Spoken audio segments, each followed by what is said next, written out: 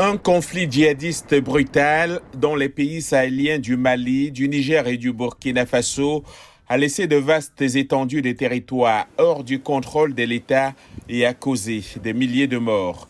Les journalistes qui couvrent l'insurrection se retrouvent ainsi souvent visés par des groupes armés, soit en raison de leur reportage, soit en raison de la valeur de leur rançon. Beaucoup ont quitté la zone parce qu'ils pensent qu'ils ne sont pas en sécurité. Mais malheureusement, vous voyez, et ça impacte sur le travail même du journaliste. Parce que tu quittes, la radio est abandonnée. Il y a beaucoup de radios qui sont fermées du fait de l'insécurité. Et donc, qui va rester là où il n'y a aucune autorité. Les risques considérables liés à la pratique du journalisme dans la vaste région semi-aride ont été mis en évidence cette semaine lorsqu'il est apparu que le reporter français Olivier Dubois, porté disparu, était probablement retenu captif par des djihadistes. Le journaliste n'a pas sa place entre les mains d'un terroriste. Le journaliste a pour vocation d'informer. Le journaliste a pour vocation d'informer la population.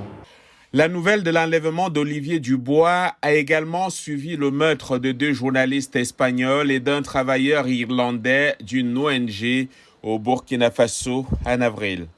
Moi, je n'ai pas été l'objet, mais il y a d'autres qui ont été l'objet des menaces là où on leur dit, voilà, on écoute tes audios, où on te dit, fais attention à ce que tu nous dis. Il y a eu des hommes politiques, des journalistes et des prêcheurs qui ont réussi ce type de menaces. Suite à leurs propos qui défendent par exemple la ligne du gouvernement ou la ligne de la communauté internationale contre le terrorisme. Donc souvent, ces terroristes, ils écoutent et après ils menacent ces personnes qui tiennent ces discours-là. La menace qui pèse sur la presse s'est même étendue aux auditeurs qui appellent les animateurs de programmes de radio pour débattre des différents sujets.